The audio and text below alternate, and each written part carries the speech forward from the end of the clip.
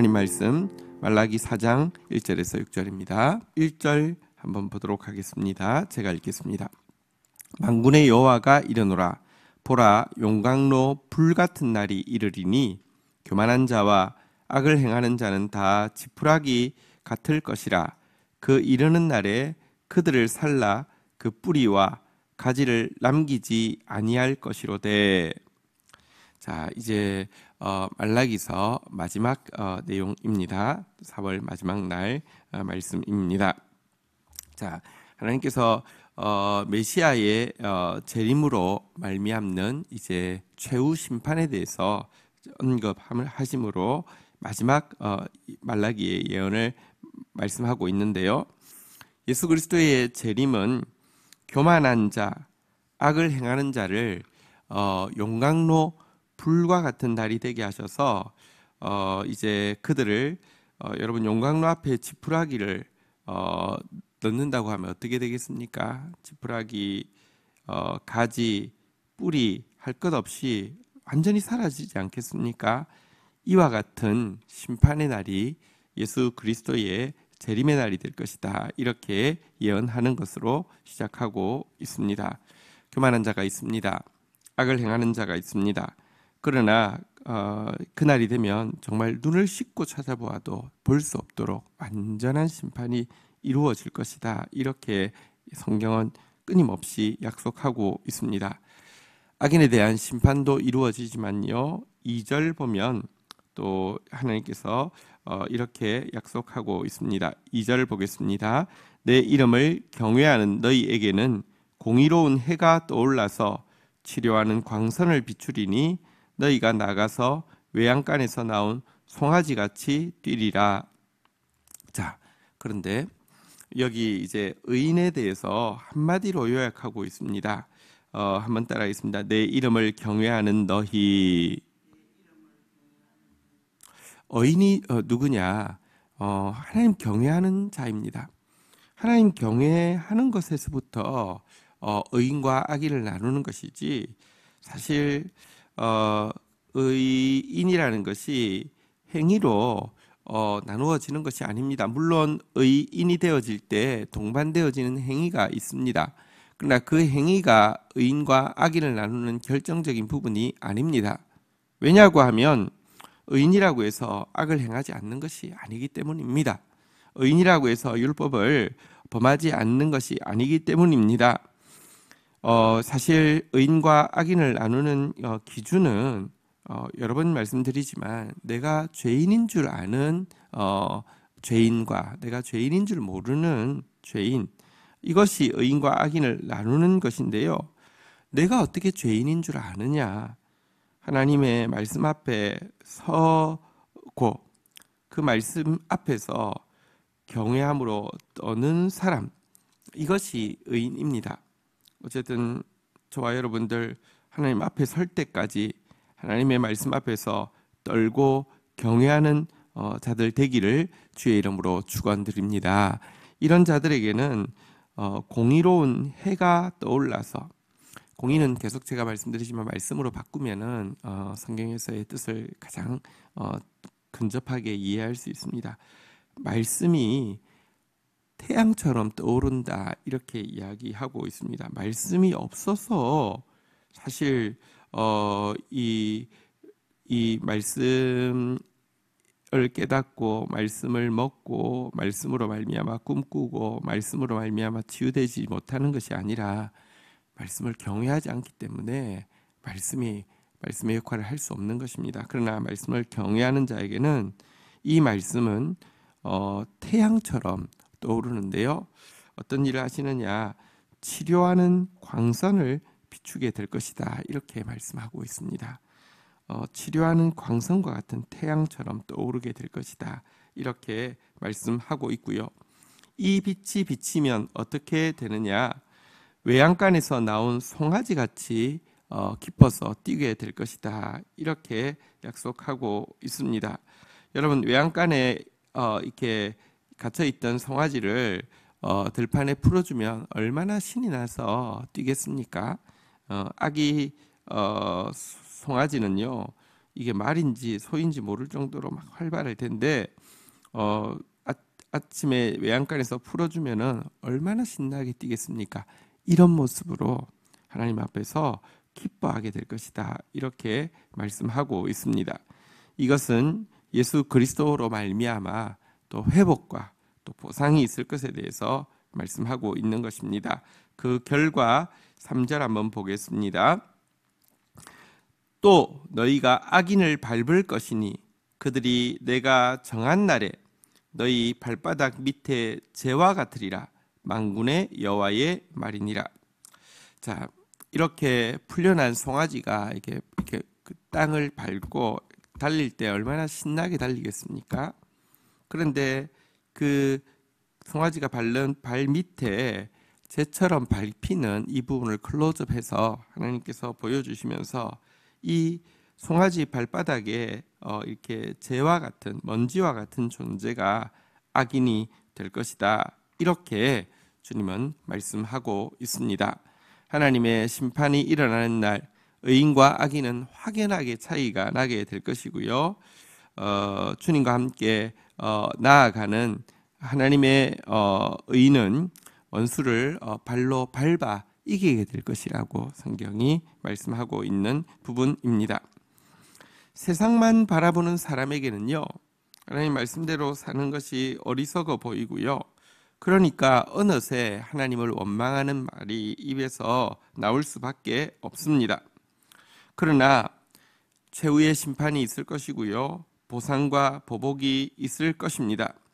하나님 경외하는 자 되어져서 믿음의 말로 서로에게 믿음의 불을 붙이는 사람이 될 수 있도록 자신을 돌아보는 저와 여러분들 되기를 주의 이름으로 축원드립니다. 자, 이제 4절부터 6절이 남아 있는데요. 이것은 부연하는 첨언의 내용입니다. 편지를 다 쓰고 나서 밑에 이제 PS 그래가지고 이제 그 붙이는 말을 쓰는 것처럼 두 가지 첨언으로 이제 말라기서를 마치고 있습니다. 첫 번째 첨언은 4절입니다. 제가 읽겠습니다. 너희는 내가 호렙에서 온 이스라엘을 위하여 내 종 모세에게 명령한 법 곧 율례와 법도를 기억하라. 자, 한번 따라하겠습니다. 기억하라. 자, 하나님께서 이제 구약의 마지막 책인 말라기를 닫으면서 주신 첫 번째 첨언은 호렙산에서 명령하신 그 말씀, 다시 말하면 율법, 율례, 법도 이것을 기억하라라고 이제 하시는 것이 첫 번째 말씀의 내용이 되겠습니다. 여러분, 이제 말라기를 끝으로 수백 년간의 영적인 암흑의 시간이 시작되어질 것입니다. 그러나 이 시간이 의미 없는 시간이 아닙니다. 사실 어둡기는 새벽 시간이 가장 어둡다고 합니다. 그런데 이 어두운 새벽 시간이 지나면 동이 트고 새날이 밝아오는 것처럼 지금 말라기 이후의 수백 년의 영적 흑암은 이제 신약의 새 시대 메시아의 임재를 준비하는 시간이기 때문에 의미가 있습니다. 그런데 이 흑암의 시간을 지날 수 있고 흑암의 시간에 길을 잃지 않을 수 있는 유일한 길은 무엇이냐? 하나님의 말씀을 기억하는 것이라는 것입니다. 여러분, 저희가 또 예수 그리스도의 재림을 앞두고 있습니다. 지금도 우리에게 적용되어지는 말씀입니다. 다시 한번 따라하겠습니다. 모세의 법을 기억하라. 하나님의 말씀을 기억하는 저와 여러분들 되셔야 되겠습니다. 두 번째 첨언이 5절, 6절의 내용입니다. 5절 제가 읽고요. 6절 같이 한번 읽도록 하겠습니다. 5절입니다. 보라, 여호와의 크고 두려운 날이 이르기 전에 내가 선지자 엘리야를 너희에게 보내리니 6절 같이 읽겠습니다.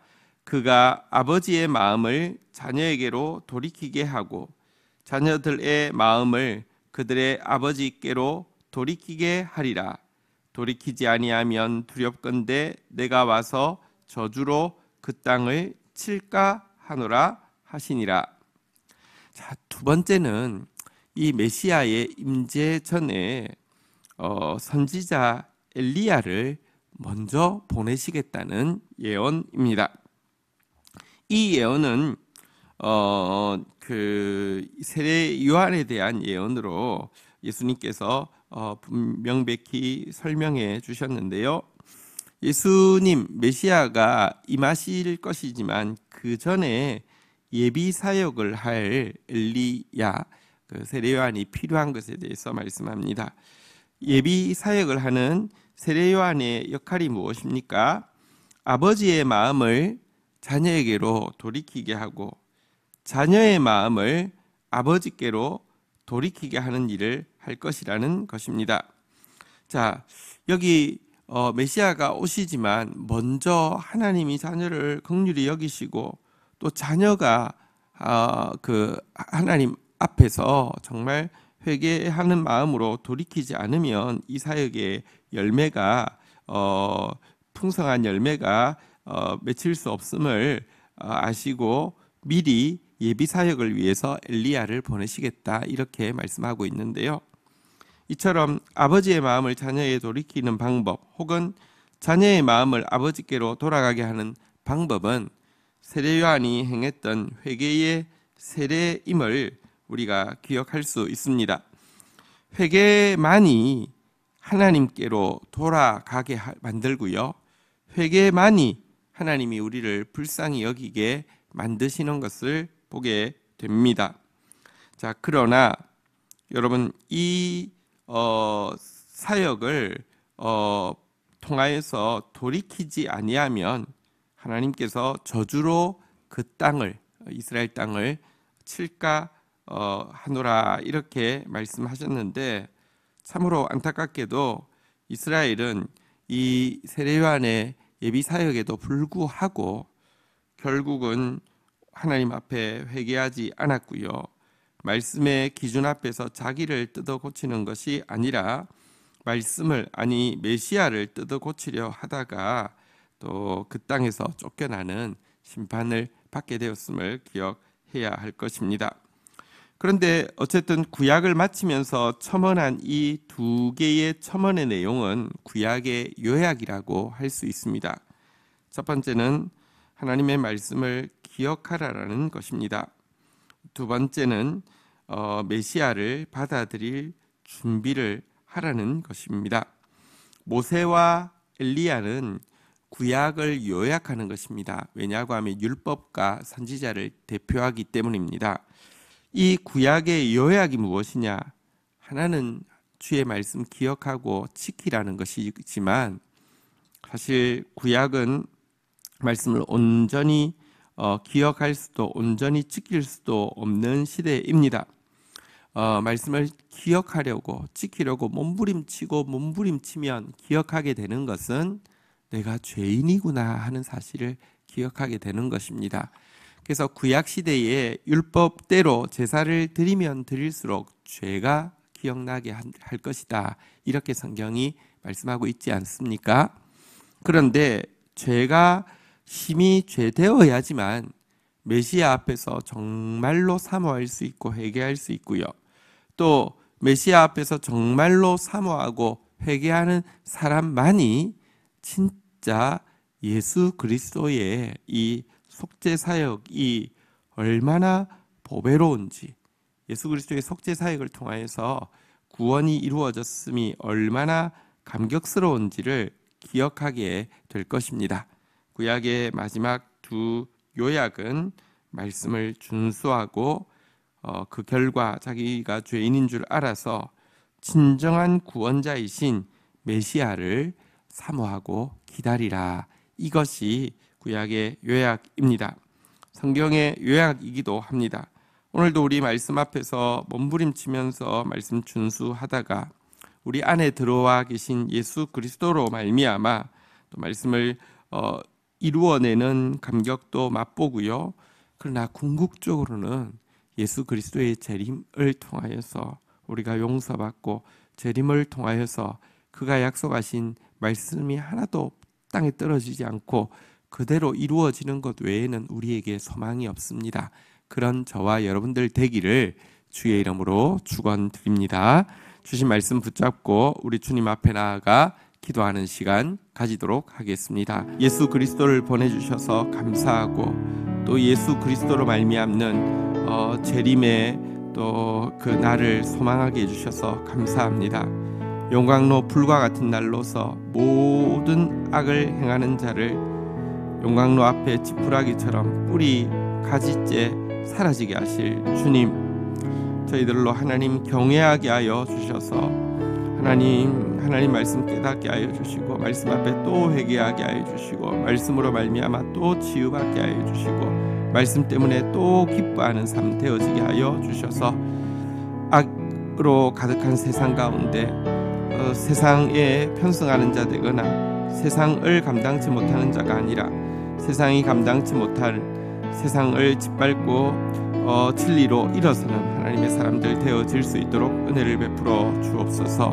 오늘도 하루 온종일 주의 말씀 기억하며 그 말씀 앞에서 또 회개하고 자기를 돌아보는 자 되어지게 인도하여 주옵소서. 오늘도 예수 그리스도 사모하며 주님 그 주님께 마음 드림으로 말미암아 하나님 또 용서받을 뿐 아니라 또 주님의 손에 붙잡혀 사용받는 하루 되어질 수 있도록 저희들에게 은혜를 더하여 주옵소서. 감사합니다. 예수 그리스도의 이름으로 기도 올립니다. 아멘.